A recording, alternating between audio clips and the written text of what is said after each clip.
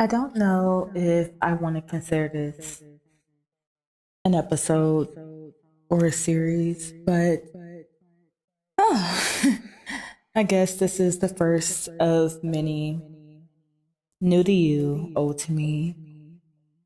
Asking myself what has changed in the 5 years. I stumbled upon my old voice notes because I'm like, you know what, let me clear up some space. Like, I can delete this. And then I just started pressing play on some of them. And it was very interesting. Some of it was people that are no longer in my life in any capacity. Terrible, terrible endings. Some of it, voices and people I can't recognize. Like, I'm listening and I'm like, where was I even at in these spaces? But most and foremost, I'm asking myself what has changed with friendships.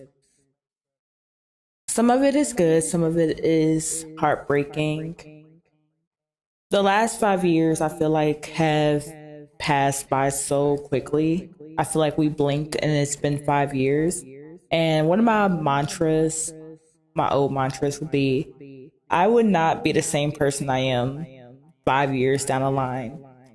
And I'm asking myself, um, I'm definitely not the same person. And I can't say if it's completely good or bad. Some of it feels like it is rooted in trauma and a form of protecting myself because I realized 5 years ago I was so open, I was so giggly, I was so bubbly, and I'm still those things, but I find myself more reserved, more inaccessible is what I would call myself. In the last 5 years, I've experienced grief, so much grief. People passing away. I've also experienced friendship breakups. I've experienced what I thought would be forever with some people. And the reality is, it would have been a never. And the other day, I was like walking and I was telling myself, like, if I knew what I knew now, when would I restart my life? And honestly, I would probably rewind it back all the way to the moment I was born. But the truth in the matter is, um, it's not that I didn't know when I was younger. I had to remember and I need to formulate it and I need to be able to explain it.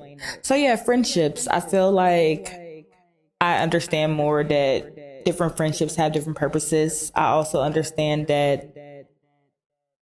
dependability looks different for everybody. Availability looks different for everybody. And I understand what I require in friendships is not only like creativity and growth, but I really do need a safe space emotionally and mentally.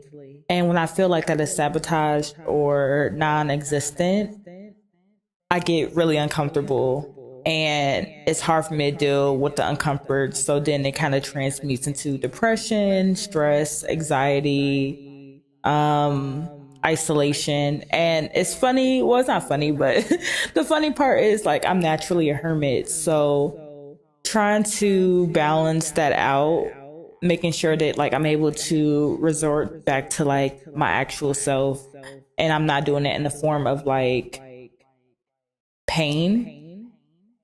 It's been fucking hard. So, yeah, just been processing what friendship looks like to me and how I can show up for others, how I can show up for myself, how I cannot be what's that word? It's a word. I cannot fucking think of it. Oh my fucking god, it's the word. It's pretty much the word where like there you go.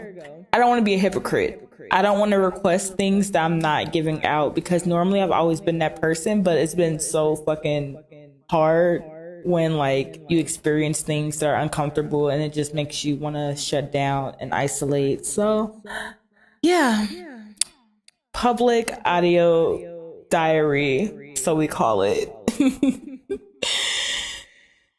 And to many more.